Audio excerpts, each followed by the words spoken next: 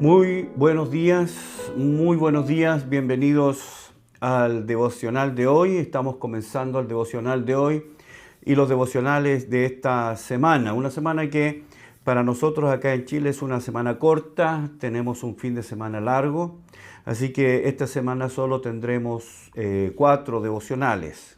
Muy bienvenidos, hermanos, qué bueno es estar con ustedes, qué bueno es poder abrir la Escritura. Qué bueno es poder abrir la Biblia para extraer de ella la vida que ella tiene, la luz que ella tiene, necesario para nuestro caminar como creyentes. Estamos en esta serie estudiando la vida del profeta Elías. Estamos en el libro de Primero Reyes, primer libro de los Reyes, en el capítulo 18, libro que los voy a invitar a abrir junto conmigo. Primero Reyes capítulo 18 y vamos a leer desde el verso 41 al 46. Primero Reyes capítulo 18, verso 41 al 46. Dice así: Entonces Elías dijo a Acab: Sube, come y bebe, porque una lluvia grande se oye. Acab entonces dice, subió a comer y a beber. Y Elías subió a la cumbre del Carmelo y postrándose en tierra, puso su rostro entre las rodillas. Y dijo a su criado: Sube ahora y mira hacia el mar. Y él subió y miró y dijo: No hay nada. Y él le volvió a decir: Vuelve 7 veces. A la 7ª vez dijo: Yo veo una pequeña nube como la palma de la mano de un hombre que sube del mar. Y él dijo: Ve y di a Acab: Unce tu carro y desciende, para que la lluvia no te ataje. Y aconteció, estando en esto, que los cielos se oscurecieron con nubes y viento, y hubo una gran lluvia. Y subiendo Acab vino a Jezreel. Y la mano de Jehová estuvo sobre Elías, el cual ciñó sus lomos y corrió delante de Acab hasta llegar a Jezreel. He leído hasta el verso 46 de Primero Reyes, capítulo 18. Quiero leerles lo siguiente. Dice: La oración es uno de los privilegios más prominentes de la vida cristiana. Es el medio designado para el acceso experimental a Dios, para que el alma se acerque a su Creador y para que el cristiano tenga comunión espiritual con su Redentor. La oración es el canal por el cual hemos de procurarnos las provisiones necesarias de gracia espiritual y misericordias temporales. Es la vía por la cual hemos de dar a conocer nuestra necesidad al Altísimo y buscarle para que nos la alivie. Es el canal por el que la fe asciende al cielo y los milagros descienden a la tierra. Mas, si ese canal es obstruido, la provisión se detiene. Si la fe está adormecida, los milagros no se efectuarán. Cierre comillas. Otra cita respecto de la oración dice lo siguiente: Si la oración de un hombre puede alcanzar tanta efectividad hasta controlar el tiempo atmosférico, ciertamente el pueblo de Dios no debería vacilar en orar por aquellas cosas que son de importancia en su vida. El poder de la oración llega mucho más allá de lo que nos podemos imaginar. La oración es, sin lugar a dudas, la más grande bendición que Dios le ha dado al creyente. Una de las grandes. Esta es una de las grandes bendiciones que Dios le ha dado al creyente. La oración es la posibilidad de entablar una relación directa con el mismísimo Creador del universo, el Todopoderoso Dios, al que, como nos enseñó el Señor Jesús, podemos llamarle Padre, Padre eterno. La oración entonces es una expresión de lo que somos. Seres vivos, pero incompletos. Vivos, pero dependientes. Vivos, pero carentes. Seres vivos, pero tremendamente necesitados de ayuda, de guía, de sostén, perdón y provisión constante. En la historia cristiana tenemos ejemplos de hombres y mujeres que se han entregado a la oración en cuerpo y alma.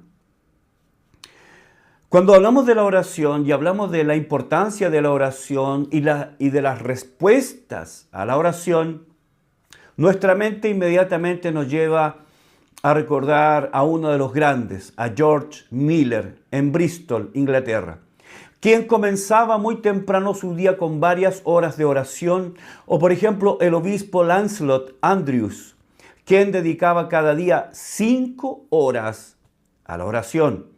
Otro, Charles Simeon, que se levantaba cada día a las 4:30 de la mañana para iniciar su régimen de 4 horas de oración. Otro ejemplo es Susanna Wesley, madre de Juan y de Carlos Wesley, entre otros. Una mujer sin vida privada prácticamente, que se sentaba por horas en su silla mecedora para orar por el alma de sus 19 hijos. O los mismos ya mencionados hijos de Susana, Juan y Carlos Wesley, quienes fundaron el Club Santo en la Universidad de Oxford, que tenían como hábito reunirse para orar a las 4 de la mañana. Ese hábito constante los hizo merecedores del apodo metodistas. O el reformador Lutero, Martín Lutero, que dedicaba de 2 a 3 horas diarias en la oración. O Jonathan Edwards, el puritano, quien meditaba en Dios por largas horas en sus mañanas. Los ejemplos, las historias, los testimonios de hombres y mujeres son interminables. La oración ha sido y es el gran privilegio dado por Dios a su pueblo. En nuestro estudio de la vida de Elías, llegamos hoy al momento donde la Biblia nos muestra la oración del profeta y la respuesta divina. El estudio de 2 porciones en la Escritura nos dará algunos principios de oración que prevalece, o la oración eficaz, o la oración que tiene resultados, o la oración verdadera, como usted quiera llamarlo. Tomaremos primero el ejemplo de 2 grandes hombres de oración que registra la Biblia. Uno del Antiguo Testamento y el otro del Nuevo Testamento. Vamos a hablar de Elías y Santiago. Elías, como usted recordará, ha vencido finalmente sobre los falsos profetas de Baal y Acera, 850 en total. Los ha vencido en la cima del Monte Carmelo.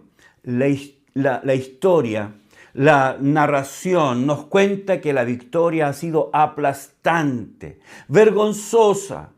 El pueblo reunido esa mañana ha sido testigo de primera línea de que Jehová es el Dios verdadero, del poder de Jehová venciendo a sus enemigos y al mismo tiempo de la impotencia, de la ineficacia del dios pagano Baal. Los sacerdotes de Baal y Acera gastaron horas invocando, luego gritando, finalmente lacerándose, algunos tal vez se amputaron, gritando, saltando, en una fiebre de éxtasis frenético, sin tener ninguna respuesta de su Dios. No hubo resultado. Ellos clamaron, clamaron y clamaron. No contestó. ¿Y por qué? ¿Y por qué no contestó? Porque obviamente Baal es un ídolo. Evidentemente Baal no contestó la oración porque es un ídolo de invención humana. Esto es del todo obvio, sabiendo que él, Baal, y todo el panteón de dioses paganos no es más que la invención de la fértil imaginación humana. Baal no existe, no es real, y por lo tanto no puede hacer nada y no puede contestar la oración de sus fieles, por más fervorosos que éstos sean. Luego de la poderosa respuesta del Dios verdadero, usted lo recordará, que la condición era quien contestaba por medio del fuego. Y en este caso, aparentemente Baal tenía ventaja, porque él era el Dios del tiempo, del trueno, del fuego. El contestar entonces por medio del fuego era lo suyo. Pero no contestó. El que contestó fue Jehová. La poderosa respuesta de Dios fue vista por todo el pueblo reunido ese día en el Monte Carmelo. Y todo el pueblo declaró, Jehová es Dios, porque usted recuerda que Elías dijo, el que conteste la oración será considerado como Dios verdadero. Y puesto que Jehová contestó la oración, todo el pueblo dijo, Jehová es Dios, Jehová es Dios. Elías sabía que una vez que la adoración oficial de Baal fuera derrotada, entonces el propósito de la sequía se había cumplido. La lluvia entonces estaba en camino. Elías y Acab ahora harían lo que cada cual quería hacer. Elías oraría y Acab comería. Entonces Elías sube nuevamente al monte Carmelo, a la cima, y allí se postra en oración. Mientras tanto, Acab está en medio de un banquete abundante. El profeta invoca a Dios para que envíe la tan anhelada lluvia que por varios años ha sido negada. Y así, lloviendo, termina ese periodo de sequía, que es un periodo de disciplina para todo el pueblo. Mientras Elías está en oración, le ordena a su criado, que algunos creen que es el hijo de la viuda de Sarepta de Sidón, que fue resucitado, le dice a este criado que mirara hacia el mar en busca de evidencia de la llegada de la lluvia. Y como al principio, el primer vistazo no ve nada, Elías le ordena que lo haga 7 veces. La oración y la expectativa dan finalmente su fruto y la tormenta se inicia con una pequeña nube de lluvia que aparece en el horizonte. El criado es enviado entonces a dar aviso al rey para que rápidamente tome su carro antes que la lluvia lo atrape. La lluvia ha comenzado. Elías ha enviado a su criado que le dé aviso a Acab que se apure, si no sería atrapado, porque comienza a caer la lluvia y la abundancia de lluvia va a generar mucho lodo y esto atraparía el carro del rey. Finalmente tenemos que la oración de Elías ha sido contestada. En el Nuevo Testamento, varios siglos después, otro hombre llamado Santiago, que es conocido con este apodo. Santiago es conocido con el apodo de rodillas de camello. Este apodo, puesto en base, ¿no?, a la deformación de sus rodillas. Y esto ocurrió por las largas horas inclinado en oración. Esto explicará las razones del éxito de Elías y de Santiago en la oración. Santiago es conocido como rodillas de camello por su largo tiempo orando. George Miller nos dará 5 puntos necesarios de la oración eficaz, tomando en cuenta la porción de Santiago, lectura que ahora los invito a hacer conmigo. Vamos al libro de Santiago, capítulo 5. Libro de Santiago, capítulo 5. Libro del Nuevo Testamento, Santiago, capítulo 5, verso 13 en adelante. Santiago dice,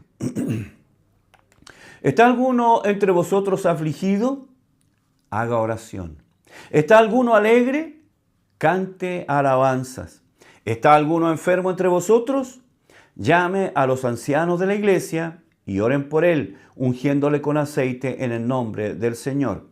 Y la oración, verso 15, de fe salvará al enfermo y el Señor lo levantará. Y si hubiere cometido pecados, le serán perdonados. Confesaos vuestras ofensas unos a otros y orad unos por otros para que seáis sanados. La oración eficaz del justo puede mucho. Elías era hombre sujeto a pasiones semejantes a las nuestras y oró fervientemente para que no lloviese, y no llovió sobre la tierra por 3 años y 6 meses. Verso 18, y oró otra vez, y el cielo dio lluvia, y la tierra produjo su fruto.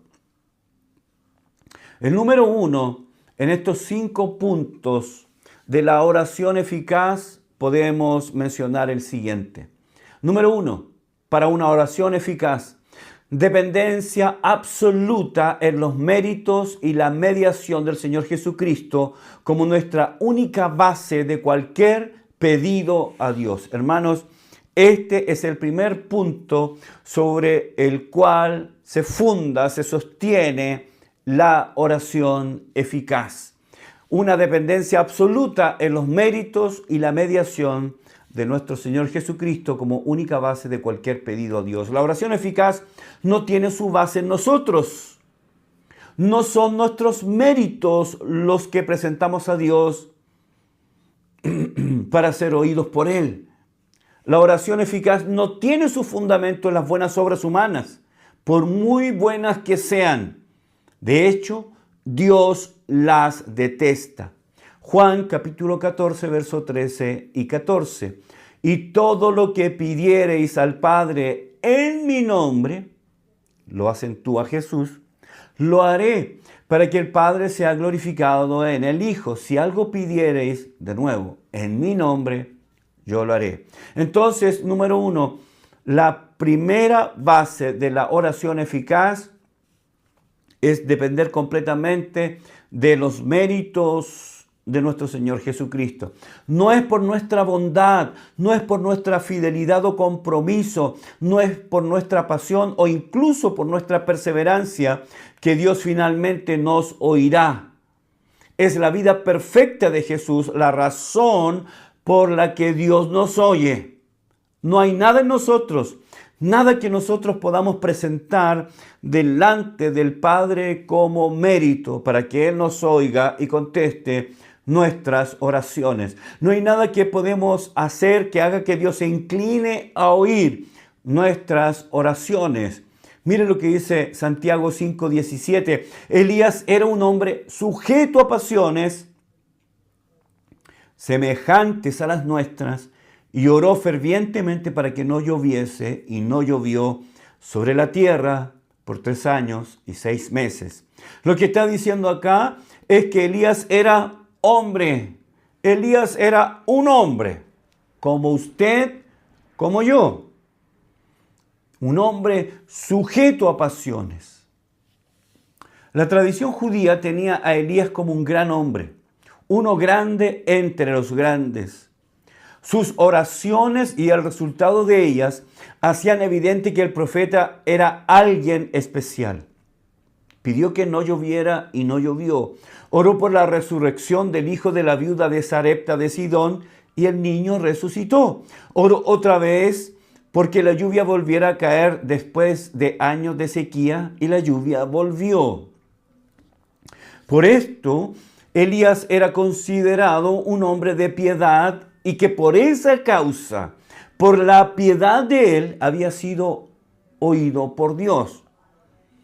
Los judíos consideraban entonces que Elías era alguien que tenía mérito en su vida para ser oídos por Dios. Y que incluso él tenía poder sobre la vida, sobre la muerte y la naturaleza por medio de su oración, que tenía su base en su mérito personal, en su mérito propio. A su alrededor surgieron numerosas tradiciones y se desarrollaron opiniones exageradas que le atribuían rasgos casi de Superman, superhombre, rasgos sobrehumanos. Pero Santiago se encarga de desmitificar esta idea. En palabras sencillas, nos dice que Elías no era ningún ser humano extraordinario. Nos dice que el profeta no era en sí mismo y de sí mismo alguien con méritos suficientes para orar a Dios. Santiago nos dice que Elías era un hombre tan humano como cualquiera, un integrante común y corriente de la raza humana, una raza caída y pecadora. Elías era un hijo de Adán como cualquier otro. Él era hombre sujeto a pasiones semejantes a las nuestras. Hermanos, Elías era un hombre, no un santo ni un ángel. Era un hombre sujeto a pasiones. ¿Qué significa eso? ¿Qué significa eso? Bueno, mañana vamos a continuar estudiando la vida de Elías y vamos a explicar lo que Santiago nos dice de Elías, este hombre que fue oído, que Dios lo usó por medio de la oración para traer de vuelta la lluvia que Israel tanto necesitaba. Pero esa oración fue hecha por un hombre, como nosotros, sujeto a pasiones. Que Dios les bendiga, nos volvemos a encontrar mañana.